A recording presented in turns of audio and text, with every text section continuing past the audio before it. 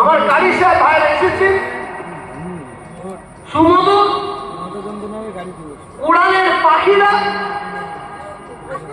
সুমধুর কোরআন তিলাওয়াত করছেন। এই কোরআন তিলাওয়াত করার জন্য রব্বুল আলামিন আল্লাহ তাআলা এ সওয়াব দান করবেন।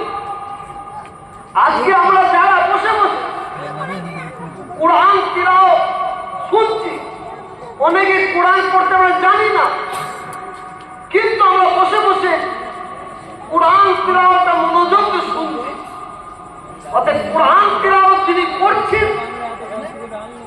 তিনি যে সওয়াব